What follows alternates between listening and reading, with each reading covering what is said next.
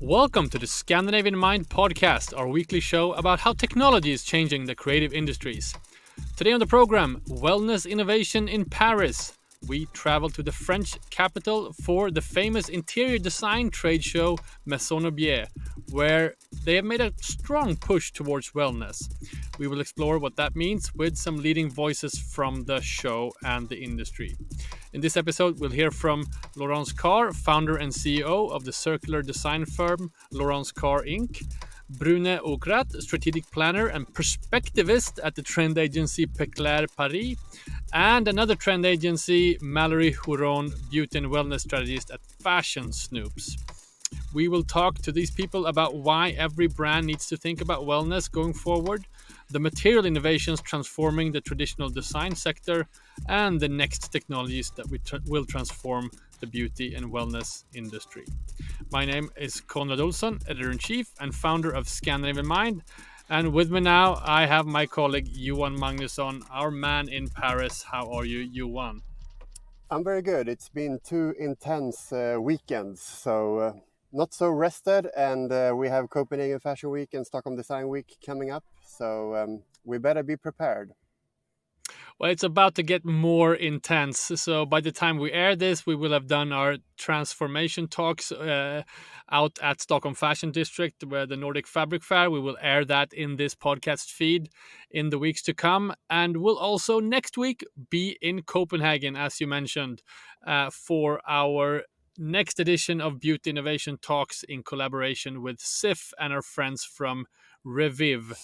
If you want to partake in that event, just go to scandinavianmind.com and click the appropriate link. But for now, Johan, Paris in January, wonderful. Going out to the Maison&Object show. What were your just overall impressions going there this time? You've been there several times before. It was mixed feelings because it's a huge fair. They have more than 2,500 exhibitors. And a lot of optimism. It's I'm sure that you can share these feelings after being to Pitti Uomo in Florence, that the trade fair has made a strong comeback, a strong post-pandemic comeback. And given that I've been there before, I knew where to go. But still, I really wanted to check out, because there are 7 halls at Maison&Object, and you won't have time to experience more than a fragment of those 2,500 exhibitors, but you still want to go through all the 7 halls just to browse and see, But then you get lost. You completely get lost, and there are great directions on where to go, but you end up in a garden section, or in God knows. To all those many hundreds of brands where, like the climate crisis, it hasn't appeared to them. It's not a reality to them. It's business as usual, and they will remain with the same way of doing business, the same old-fashioned way of doing business as they always have, until the EU will come and knock on the door and say, you need transparency for all your products, yada yada. Well, we'll certainly cover that angle of things in weeks to come.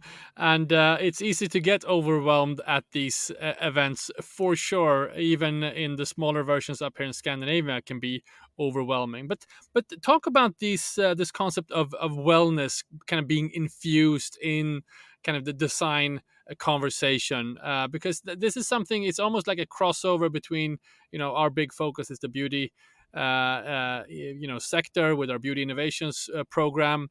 We also cover the design sector. It feels to me, is there a crossover happening here?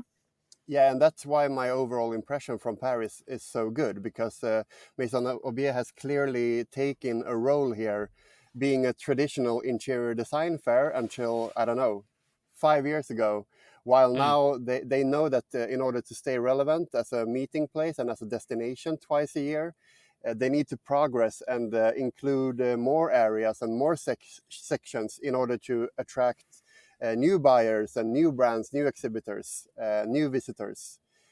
So this edition of the trade fair had a certain theme called Tech Eden. So they had implemented tech innovation, wellness, beauty, and more lifestyle into the entire concept, which was proven not only by the exhibitors, but also, which we will hear later on, in the trend exhibitions. And we could see a lot of new brands, because they had pointed out at the fair new exhibitors, like marked out, like this is a new exhibitor, and you saw that sign wherever you went. So it was clear that there were a bunch of new exhibitors, which wouldn't have been there maybe 3, 4, 5 years ago. So it felt quite modern if you knew where to go, so to say. That's super fascinating, and happy to hear, given how there's so much talk about the sort of economic climate and the hesitation in the marketplace as well. And I also find that, going to the international shows at the beginning of this month down in Italy, there's kind of a dual sense of both optimism and hesitation at the same time, which I find fascinating. Yeah, for this edition, I made just as many interviews related to beauty and wellness for our Beauty Innovation newsletter as I did with all the other sectors, like lifestyle, interior design. So a lot of good content coming up in the next few weeks.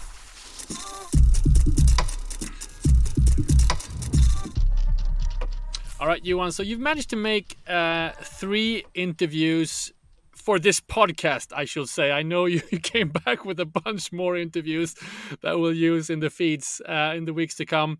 But we've picked out 3 interviews, and they're we're going to publish them by length. So the longest one will be at the end of this episode with Mallory Huron. But let's start with Laurence Carr. She's the founder and CEO of what she call a circular design firm. What does that mean? Yeah, she's also like a Maison&Object ambassador for sustainability. So she pointed out the fact that they now have 150 plus exhibitors that has implemented sustainability to 100% in their daily operations. And her own company is another example of that, ranging all the way from materials to life cycle assessments, which she will mention in our talk. All right, let's get into it. This is Laurence Carr, founder and CEO of the circular design firm Laurence Carr. Enjoy. So my name is Laurence Carr. I'm founder and CEO of Laurence Carr Inc., a regenerative interior design firm based in New York City, and founder also of Studio Laurence, which is a luxury home goods focused on circular design. I am also a sustainability ambassador to Maison&Object and part of the advisory board of the United Nations Fashion and Lifestyle Network. And your firm, they work with regenerative practices? Yes, we work with circular practices. So what we focus on where we design projects or when we design products are the life cycle assessment of any product, also where it's sourced, what material it is made of, and the supply chain of the manufacturers that we work with. We really promote healthy materials, biomaterials, and upcycled materials. And when you look at the LCAs, there has been discussions about materials, how important they are, while now we speak more about longevity, right? Yes, we do. We speak about the fact, I think it's very similar to the philosophy less is more, and what we want to do is keep a product as long as possible, and we want to revisit some of the processes such as disassembly, reassembly, reuse, recycling, upcycling, existing materials, existing products. How can we upcycle them so we have longevity with this product? What would you say is the biggest obstacle to increase circularity in the design industry? Education. Really educating manufacturers, brands, retailers, to really consult them, really give them access to more of his life cycle assessment of their products, and working together, collaboration, really showing that to revisit or to make changes to the way they do business, we can do it collaboratively. And you mentioned here before that here at this edition of Maison&Object, you have 150 brands totally committed to sustainability in all aspects. Yes, so that's a positive sign, right? We're moving in the right direction. We are moving in the right direction, and Maison&Object also have initiatives that I mentioned, but they really look into the waste, look into reusing even the panels of some of the, most of the exhibit booth, and also how to make sure they don't have waste, and how they can also redistribute the food, for instance, that is distributed to the Red Cross. And so they work with different partners, local partners, on how to address the waste, and I think that's very important as well, and also lower the environmental footprint. Final question, EU regulations, do we talk enough about it? They're soon here, most likely. The more we do this, the more we talk about them, the more we can really make sure that we are addressing them, the better, and the more. And I think the fact that they'll come into in place is very good. Again, education. Education.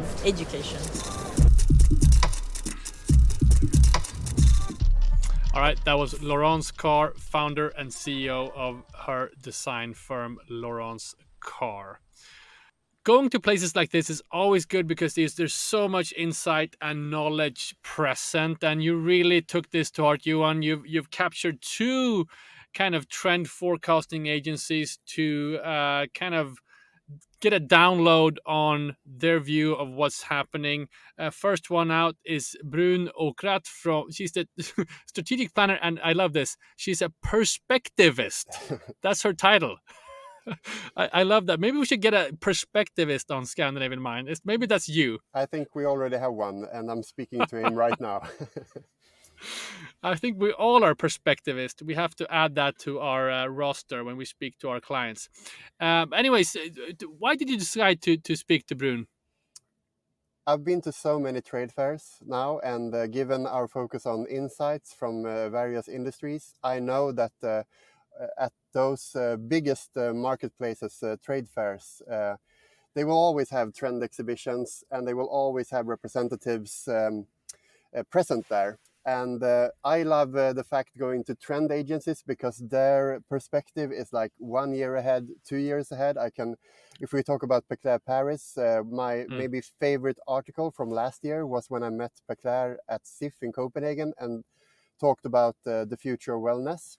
It was an amazing conversation. They also had a great trend talk. So I do recommend anyone going to any of those trade fairs to get a chance to, or take the opportunity to visit like all those exhibitions.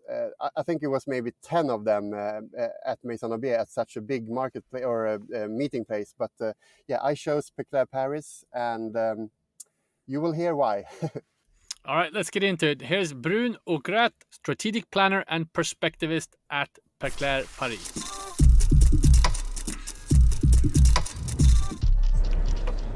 We're here at Maison&Object in your exhibition. Yeah. What can you say about it? So here we decided for the overall fair the theme Tech Eden, which is an interconnection between the world of technology, science, with the natural world. And this notion of Eden that is quite a luxurious vision of nature. And we worked on the future of hospitality because we really believe that it's a sector that is going to have to shift a lot because as consumers, we are more and more evolving in terms of desires, and we believe that everything we do are going to have double meaning and will have to be hybridized, meaning that I don't want just to live one experience, I want it to be doubled and extended with another one. And thus we created 3 capsules that are inspired by the natural rhythm of nature. So the first one is about awakening, the second one is more an active phase, and where we are right now is a more regenerative phase. And thus every space is an hybridization with 2 different concepts. So the first one is an hybridation with a a restaurant in the coffee space with a well-being space, because we truly believe that tomorrow we know that our food and the way we eat is ultra interconnected to our well-being, our mental health, as well as our physical health, of course. So we really thought about how tomorrow coffee will have to be rethinking not only the food they are producing, but the ways it can awaken the senses of people to make them feel better and to eat things that are also kind of a form of beauty in and out. Then the second space is more about, it's called the gym station. So it's a waiting room in a train station that is being transformed through a sport space. And because we really believe that we are more and more focused about performance and optimizing our lifetime. And thus, when we're waiting in a waiting room, we are bored and we are losing our time. So by mixing it with gym, we think that we can create something that is stronger and more active and awakening our senses. And then the last room, it's the spa room. And we wanted to focus on a hotel room and to understand how this hotel room, and especially the bathroom of the hotel room, are going to be transformed through the well-being sector also, because we're working with a lot of persons in hospitality, and what we see about consumers is that they are more and more waiting for hospitality spaces and room to be ultra adapted to their needs and personalized. And the bathroom is like the space where you can transform everything to be ultra focused on people's needs and evolving through technology. So maybe in the morning I want something, and it's not the same thing that when I'm going to bed.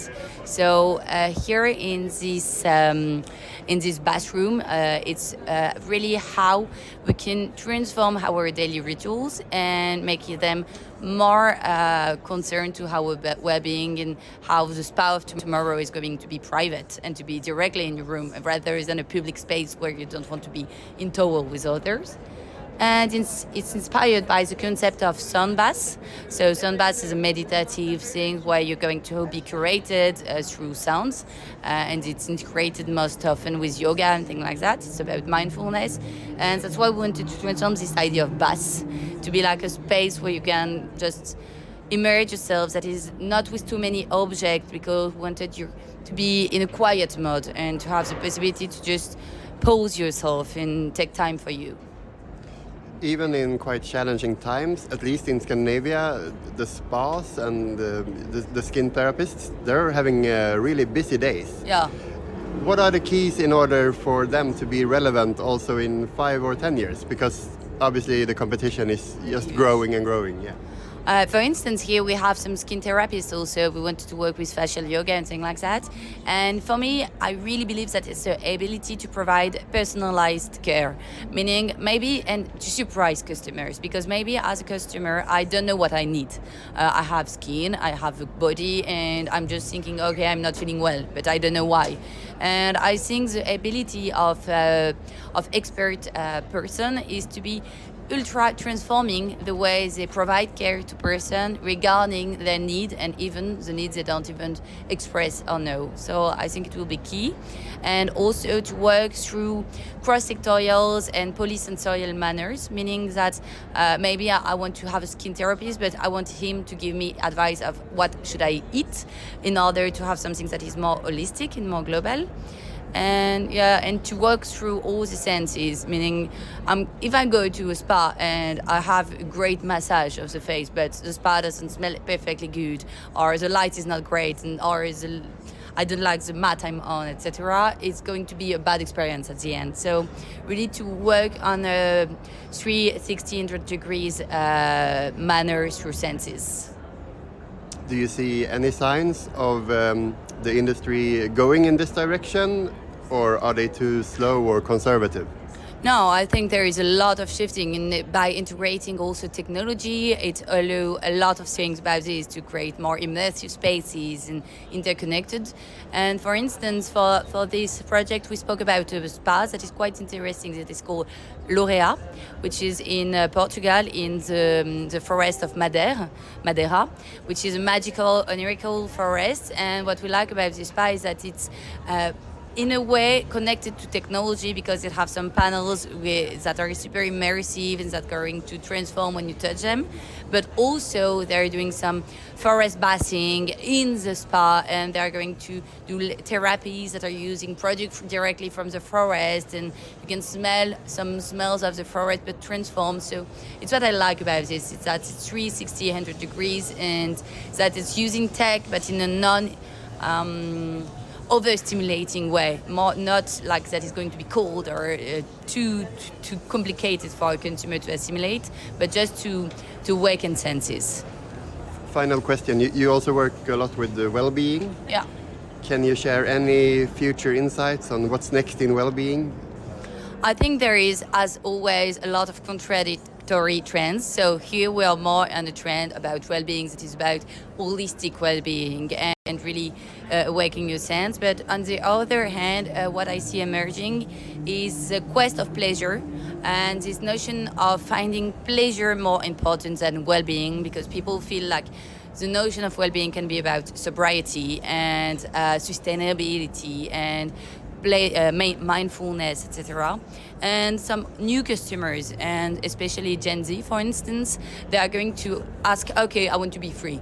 I want to live out sobriety. I want to extend my feel of pleasure. And thus, we see in well-being some new products that are not about, okay, you're going to eat perfectly and have a 3 hours routine skincare, etc., but more about, okay, you've been out and you've got a huge hangover and you look terrible, so I'm doing patches for you to go to the office and not looking terrible. For instance, 4 a.m. is a brand I really love that is from the US, and it's really about this. It's about, okay, I accept you as a consumer, and I'm not here to tell you what to do, but I'm more here to accompany your daily life, and that is not always about eating mindfully and doing yoga.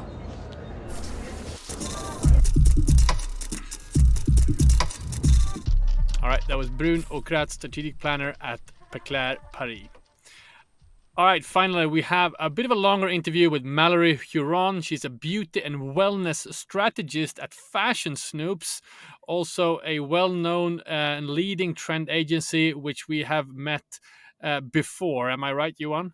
Yeah, and speaking about wellness, they arranged their own exhibition, and they didn't want to make things complicated, so they called the exhibition The Future of Wellness. And it had certain themes, for instance, symbiotech, and most importantly, longevity. And they had implemented beauty, wellness, lifestyle. So while Peclers Paris maybe had a more of a hospitality focus, we're now deep diving into wellness and the future perspective provided by Fashion Snoops. Exciting stuff. Let's get into it. Here's Mallory Huron, beauty and wellness strategist at Fashion Snoops.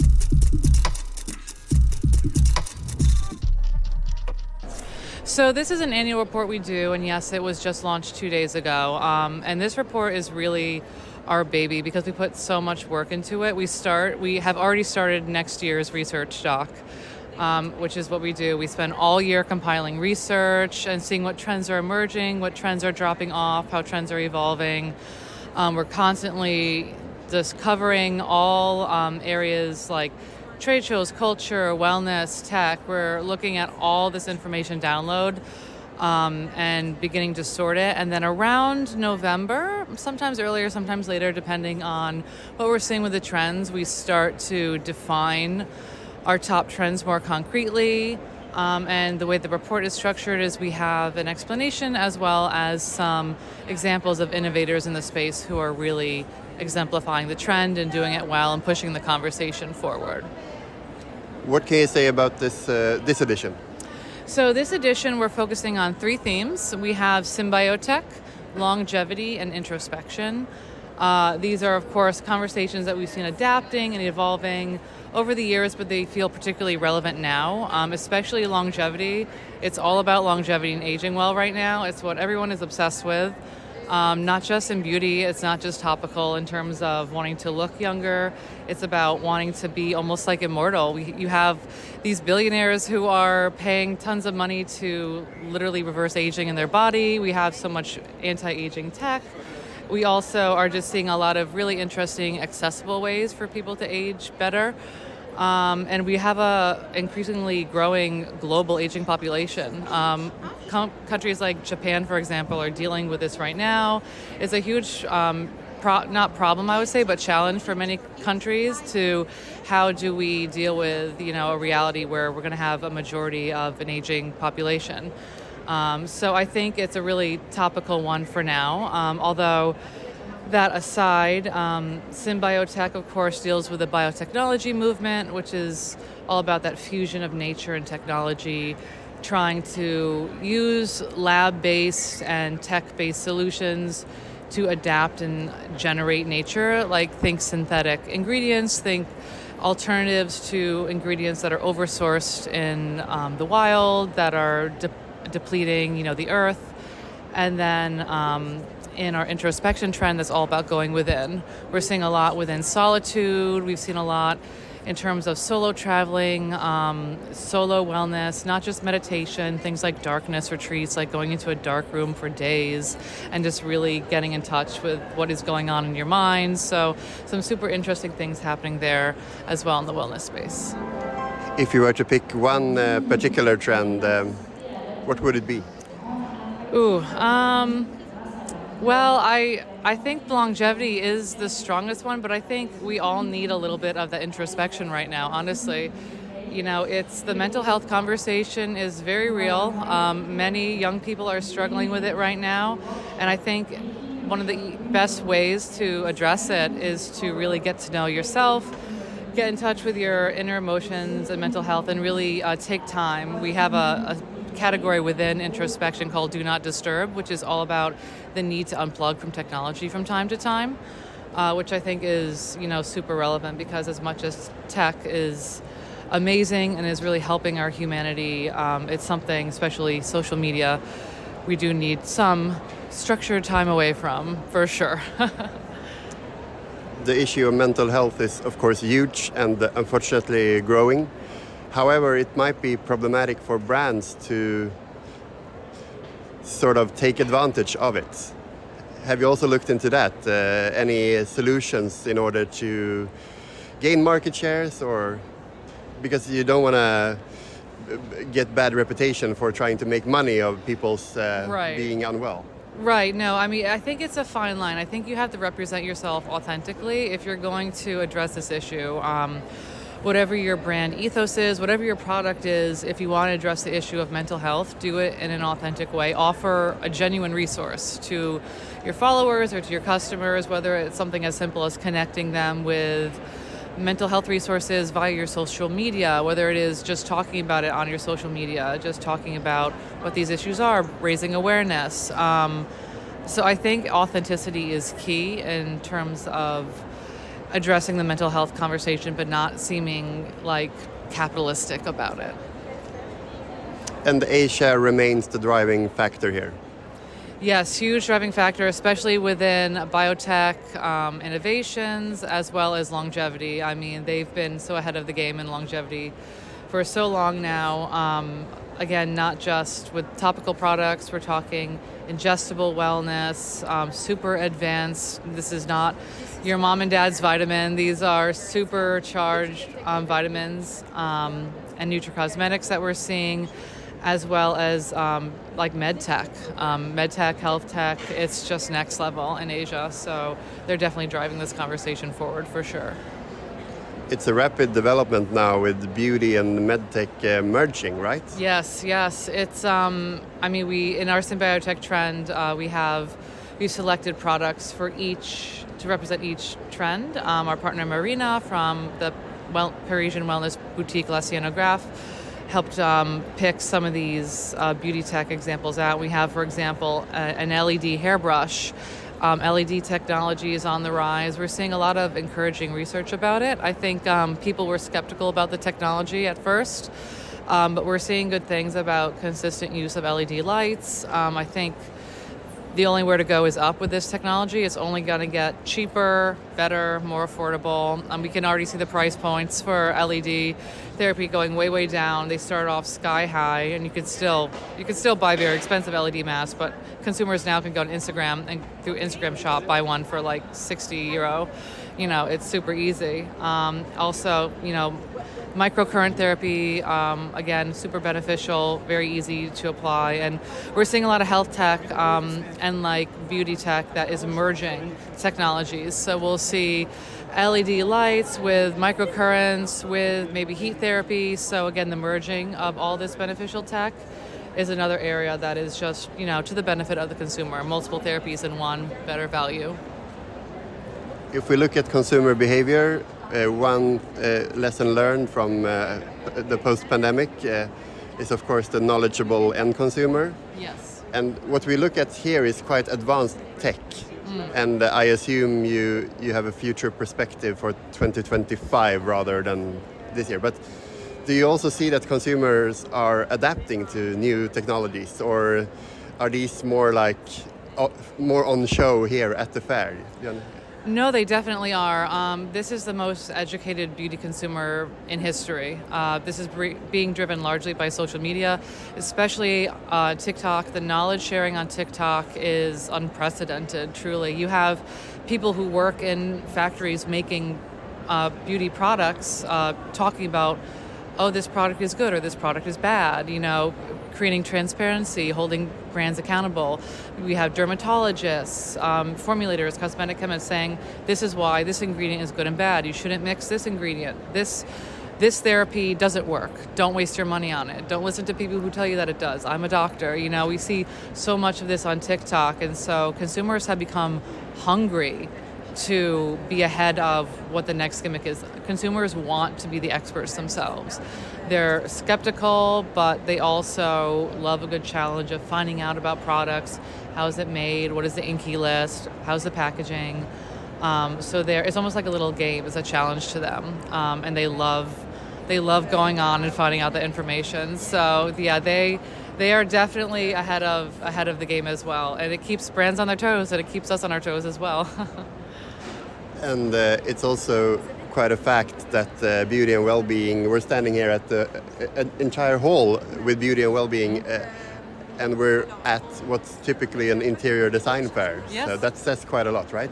It is. I mean, it's interesting because one thing that we saw come out of the pandemic, in the early days of the pandemic, a constant refrain was, every brand needs to act like a wellness brand in order to survive. Doesn't matter what you make. Couches, cars, whatever it is, you need to act like a wellness brand in order to resonate with consumers. And I think that really the pandemic and everything that happened because of it in terms of mental health and the physical health challenge as well, of course, of the crisis, really put this sharp focus on how consumers are looking for wellness everywhere.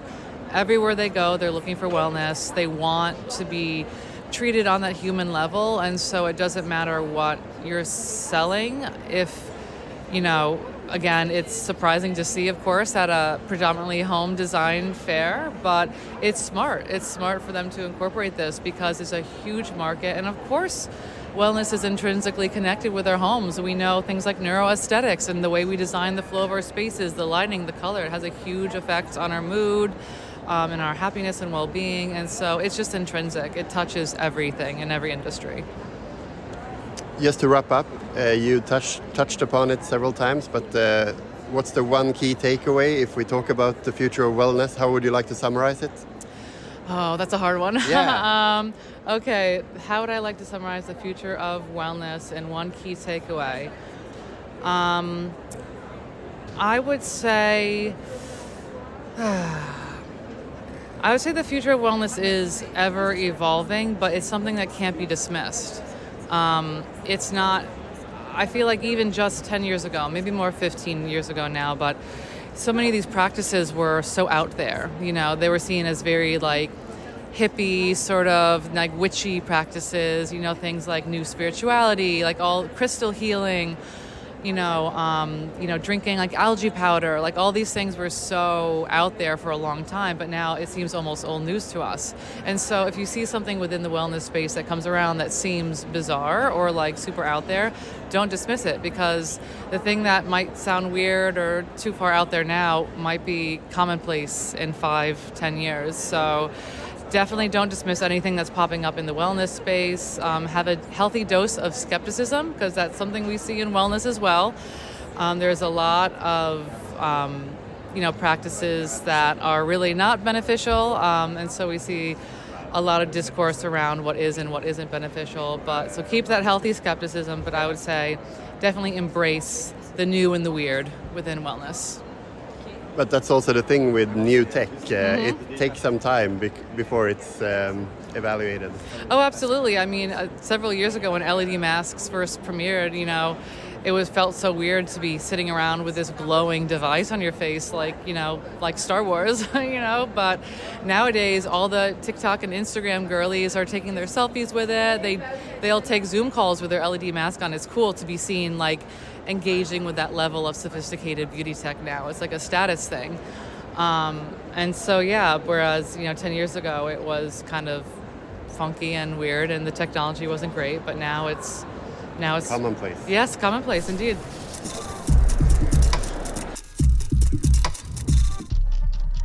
All right, that was Mallory Huron, beauty and wellness strategist at Fashion Snoops. Johan, great job covering the trade show. Obviously, we're smack in the middle of kind of trade show, fashion week, design week season. It will go on for another few weeks. I put up my kind of reflections from going to Pitti Uomo in Florence the other week on my newsletter, which anyone can read. You can also read my weekly column up on ScandinavianMind.com. But I was talking about the kind of the changing role of the trade show, and down in Florence, there's such a strong community in the menswear space. People really know each other, and you kind of get the sense that business is not really done there. People are doing business anyways throughout the seasons, but they're really using this trade show to interact, to network, to meet with each other, to perhaps provide an opportunity for employees and buyers to get a positive experience ahead of the upcoming season. What are your impressions from going to a show like Maison&Object? It serves many different functions, obviously. And what is the temperature, do you think, of the trade show generally? If I talk about my impressions from Maison&Object, it's hotter than ever. It's clear that these kind of destinations like Pitti or Maison, they are so needed. But I compared it while in Paris with like blogs or podcasts. So we had a boom for both of these media formats. And then, of course, after a few years, the biggest, they will remain. So we will see Pitti Uomo for, I don't know how many years. Maison&Object, they celebrated an anniversary this time, and I'm very certain that they will celebrate more anniversaries, because even before the pandemic, we started hearing about how unmodern trade fairs were. And to some extent, I agree, of course. We've done it in similar ways for, I don't know how many years. But the biggest players, they will remain, while, and also I would say the niche ones, like the super nerdy ones, like the fragrance fair in September in Florence, also arranged by the Pitti organization. It will of course remain, but on a smaller scale. And there are room for new players to come up here if they have a relevant, a concept that is relevant enough, I would say. But my future perspective on this is quite bright. Very fascinating. I feel maybe we should do a kind of a follow-up on the trade show space at the end of this season. We also have 2 episodes from ISPO in Munich that we haven't aired yet, where our editor-at-large Fredrik Ekström was there interviewing a bunch of high-level people. So so much more content coming out on this topic. And let's tease as well, because there was another show that you went to while in Paris, kind of double down, and it was on packaging, right? It was actually the Paris Packaging Week. I love it. I found out about it almost by accident, you know. And then I realized there's got to be like a trade fair during Paris Packaging Week. And yeah, there were 4 of them. So I went to one of them was, or 3 of them were at the same location. So I went to Paris Expo in central Paris, and they had they had one section with only like aerosol suppliers. One section with suppliers for liquids, and of course I went to the one for beauty packaging and spoke to a bunch of innovators and bigger industry players. As always, the Nordics were at the forefront with biomaterials and other innovative solutions. More to come, so to say. Well, we're no strangers to going down rabbit holes when it comes to materials and material innovation. So I guess it was only a matter of time before we went there with beauty packaging as well. Looking forward, getting back to that. Also looking forward to seeing our dear readers and listeners in Copenhagen during our beauty innovation talks at SIF. That's on February 1st in the afternoon. We're going to have a live podcast recording at SIF and then host a cocktail for the beauty industry. So if you're around, if you're at the fair, do reach out to us or just go to our website and sign up via the RSVP link. So much stuff happening this season at Scandinavian Mind, so stay tuned by signing up to our newsletter. Visit scandinavianmind.com/newsletter, and of course our dedicated beauty innovation newsletter. Visit scandinavianmind.com/beauty innovation. Till next week, goodbye. Bye.